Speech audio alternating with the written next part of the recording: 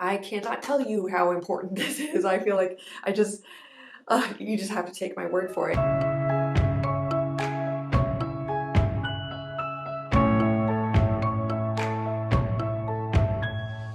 Hey dancers, it's Kirsten. Welcome back to Twin Talks Ballet. Today, I'm going to be sharing with you 8 unexpected qualities of dancers that I've seen make it to the professional level. Now, as a former professional ballet dancer and a dancer who felt like an underdog many years of my training, and also just a pretty analytical, observant kind of person, I found myself as a dancer always kind of looking at other dancers and being like, wait, how did they make it to this level of success? What's different about them? What's working? What's not? You know, I was kind of that fly on the wall and constantly trying to learn from other people to kind of see what are those unexpected factors or the underlying factors beyond just natural talent, technique, the body you have, the training you've had, whatever, that lead to a professional career. I'm so excited to deliver these insights to you. I think some of them will really surprise you, and I'd love to hear what you think in the comments below.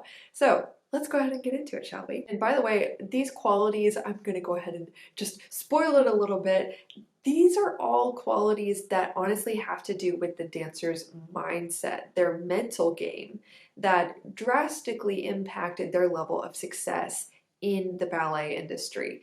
And I really want to share this, not just because I'm biased and I'm a mindset coach, and you know, I do obviously really advocate for the importance of training your mind for success, but also just to remind you guys that I didn't start out deciding that I was going to be a mindset coach just because I arbitrarily decided that mindset was important. The fact that mindset is important is a conclusion I drew based off of my lived experience as a dancer. When I was growing up, I noticed that it was my naive confidence that led me to perform well consistently as a teenager. And it was my intense lack of confidence and my intense stress of feeling like I couldn't please people when I actually kind of got out into the professional training realm that actually disintegrated my confidence. It actually led me to perform very poorly, to overthink, to not be able to pick up combinations, to actually digress in my technique, and to suffer from a lot of injuries because the psychological stress and then the physiological stress I was experiencing from what was going on in my mind actually led to a disintegration of my body. And that result, my friends, is actually backed up in scientific research that the link between the mind and the body is that strong, that what's going on in your mind and your mental state not only can it drastically improve your ability to perform well at whatever task you set for yourself, but also that lack of mental health, or that if you have incongruent beliefs that don't line up with what you're trying to do, that will actually serve as a self-fulfilling prophecy and hold you back from doing what you say you want to do. So I lived this, friends, and I want to share with you guys these insights on how you guys can use these points to shift your mindset to give you a better chance of success in the professional realm if that is what you desire.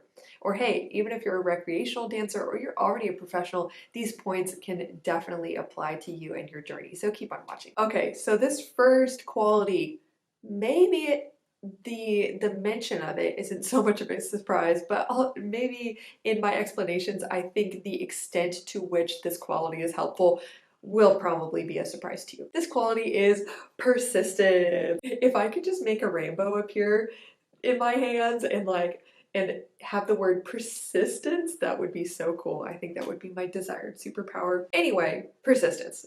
This is so important because I've seen dancers I've trained with in college and in a pre-professional school, those who just seemed like they were the hot shots, like they were the ones who were probably gonna make it.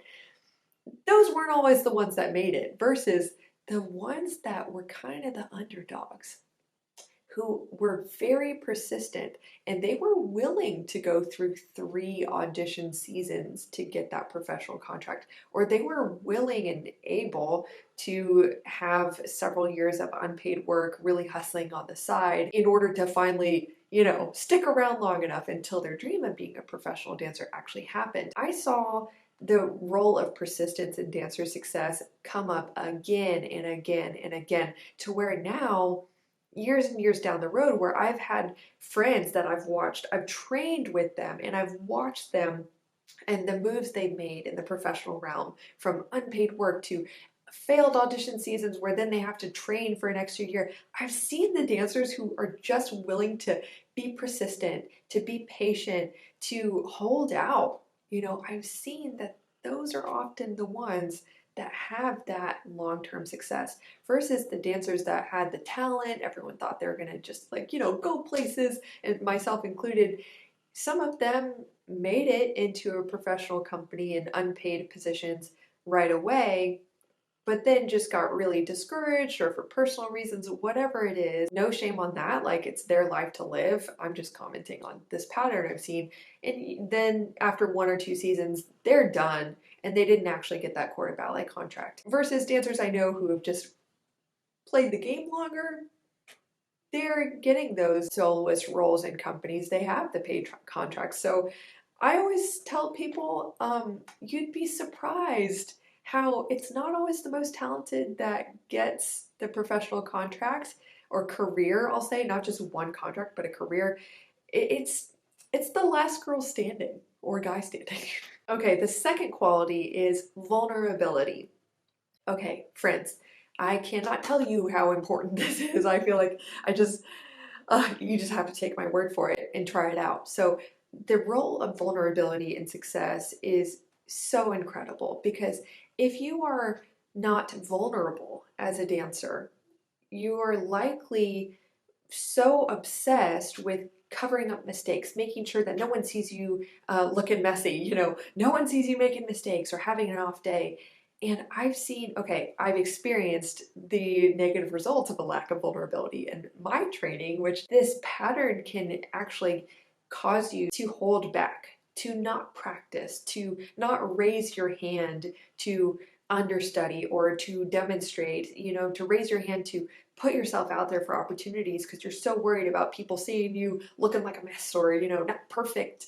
And that lack of vulnerability, that willingness, it doesn't mean that being vulnerable is showing every one of your mistakes all the time. It's just being willing to makes a difference. It gives you that freedom to try and maybe fail, but try and put yourself out there for a chance of success. All right, dancers, the third unique quality I want to mention is being a dancer who's thoughtful but doesn't overthink. Here's what I mean. If you are being thoughtful, that usually looks like, being very intentional and meticulous with your work. And this is a fine line, by the way. Being very thoughtful about the choices you make artistically and technically, and defining your focus and knowing specifically how you want to really make a performance your own and make it immaculate and all these things.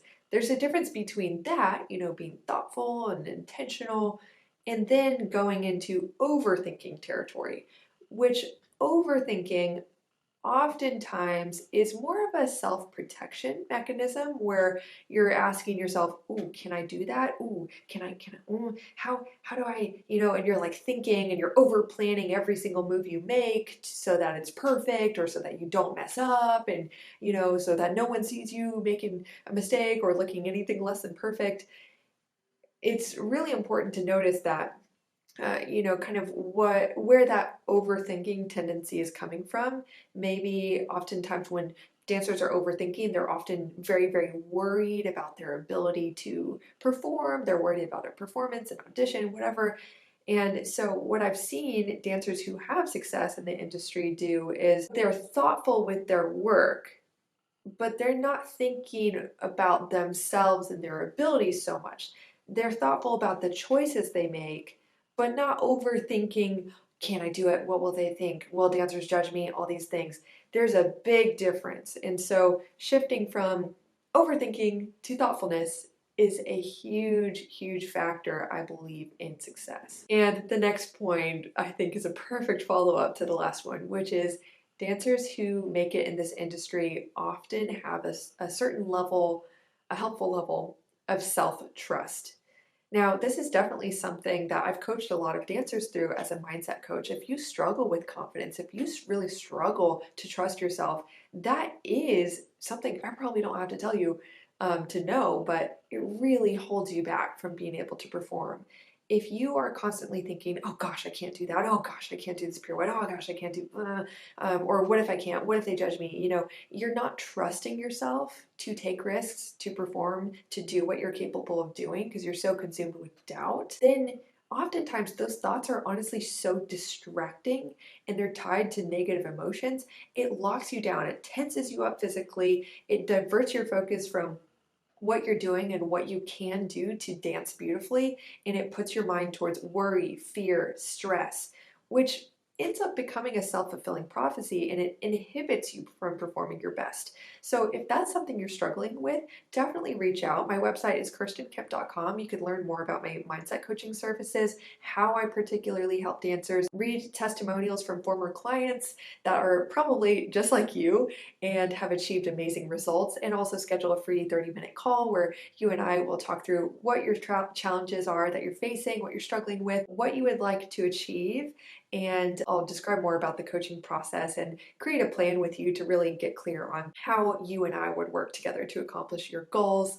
and to get you to a more confident place of especially enjoying that self-trust that's so critical to success. So if you're interested in that, again, link is in the description to kirstenkemp.com. Anyway, self-trust is so critical because, as I've described, it actually allows you to move from that place of overthinking, self-protection, worry, anxiety, stress about everything that could go wrong and everything you can't do, to a place of knowing that you can follow through on the choices that you make. And sure, maybe it won't always be perfect, but you have the capability in you. And when you just have that self-trust as a foundation, it is incredible, dancers, to notice how much less you actually think about yourself and how much more you're able to think about the work you're doing, and your work gets so much better.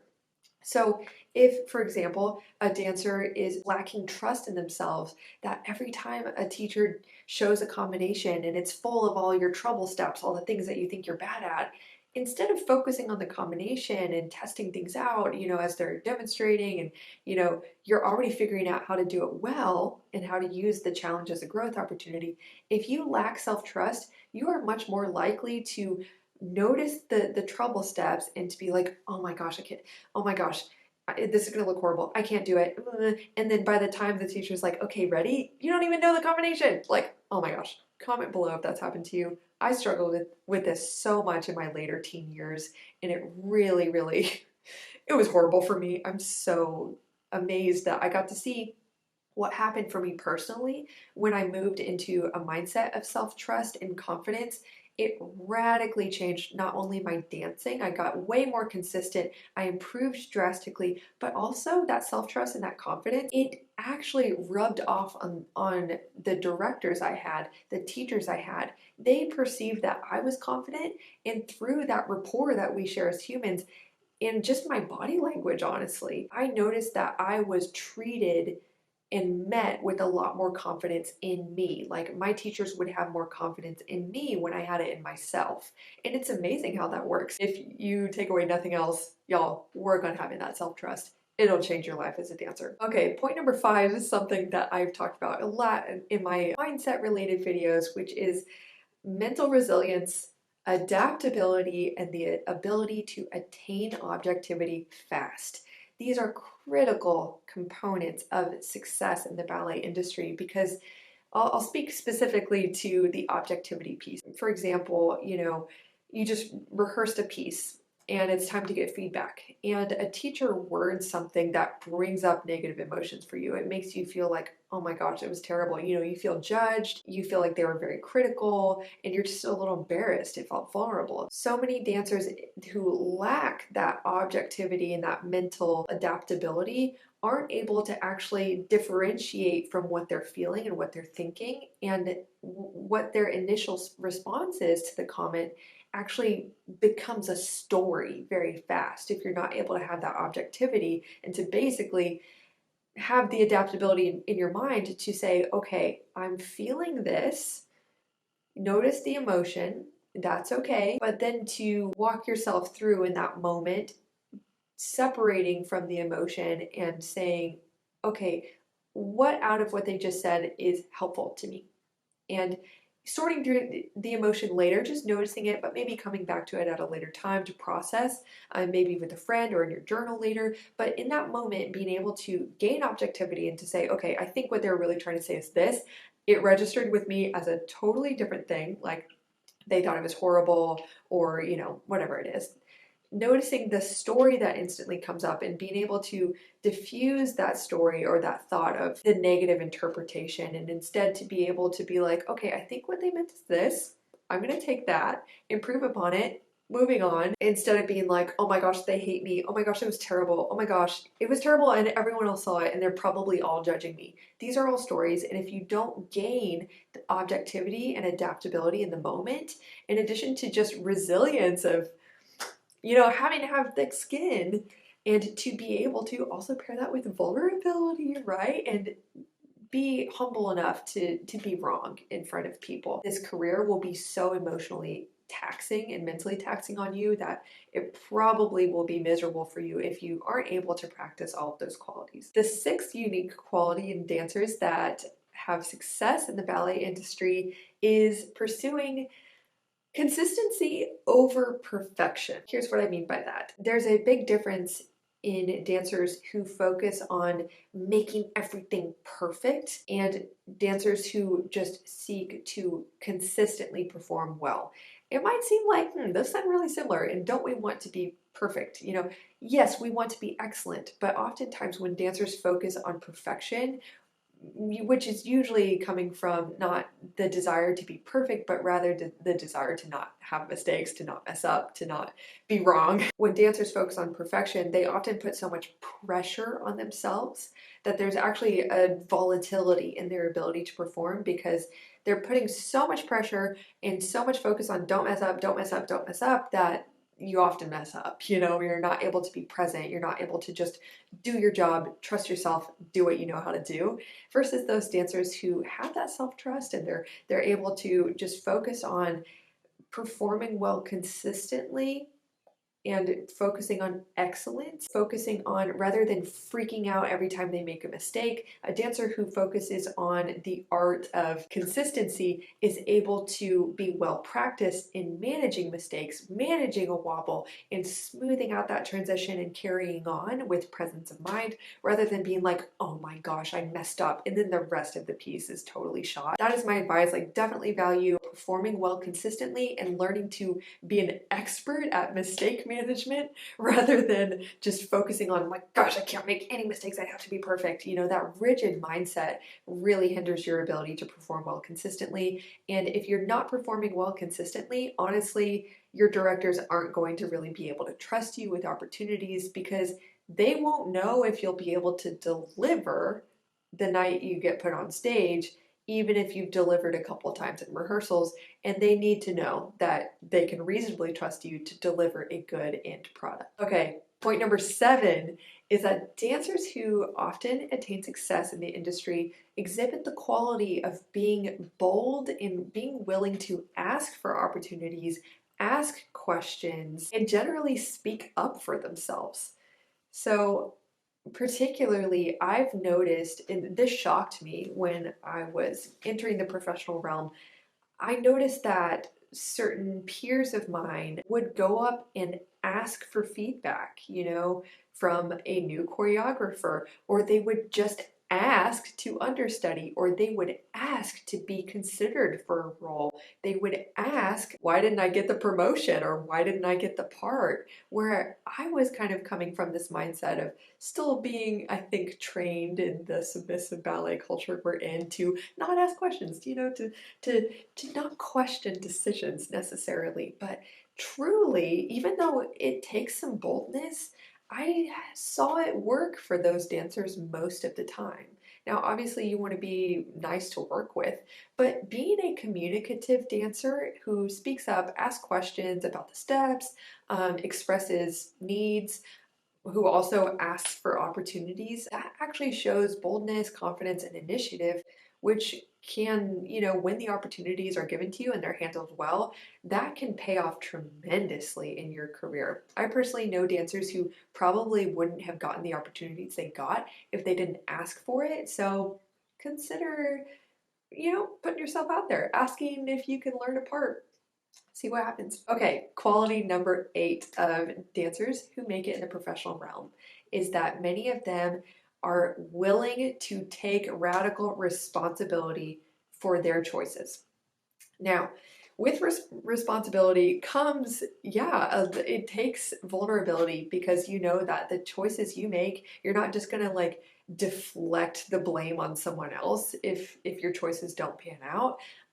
But I really believe that taking responsibility for yourself, your choices, and your life is the way to not only achieve the results you desire, but gain freedom from pretending that everyone else is in control of what your life experience is. Like, honestly, the more you deflect and be like, so I'm just not feeling like practicing today, or, just deflecting blame on others or making it their responsibility to make sure that you take the action necessary towards your goals, it's not going to work for you. It actually puts you in a place of victimhood, maybe momentary comfort if you are just constantly coming up with the blame or excuses for why you're not getting what you want. It might give you momentary comfort because you come up with a reason why you don't have it and it's not your fault, but it's long-term misery. I really do believe that. Momentary comfort, long-term misery, versus momentary discomfort, long-term success and, gratification. If you're like, I can own up to the mistakes I made. I can own up to, I could have done this better, or I want this, what am I going to do to get it? Versus waiting for someone to give you the golden ticket to success, give you the opportunity, give you the perfect class or training routine, the perfect training schedule to attain your goals. It is so critical to take responsibility for the results that you want and your choices in the process, and to own up to your mistakes and things you can do better, just with objectivity, because that's going to be the way you get to what you want. And by the way, I think a lot of dancers are kind of phobic of taking that responsibility because they perceive that, well, if I make a mistake, then I'm going to feel the burden of it being my fault. And dancers, I want to invite you to remove the word fault from your vocabulary. Like, sure, in a few circumstances that word is appropriate, but you can just take your action and results that don't pan out the way you wanted as feedback, not fault. You don't need to beat yourself up over not being perfect. Respect yourself for how you tried. I think taking responsibility actually leads to self-respect versus a sense of extreme burden. So that is definitely a trait I see in dancers who make it in the industry. They're very willing to take responsibility for themselves and their choices, and to be honest when they could do things better and see how they can, change things, versus, kind of putting that control and that responsibility on people outside of themselves. Okay, dancers, that's all for this video. I really hope you enjoyed it. Thank you so much for watching. If you enjoyed it, go ahead and give it a thumbs up. Subscribe if you haven't already. Share this with a friend if you haven't enjoyed the video, and I will see you next week. Bye.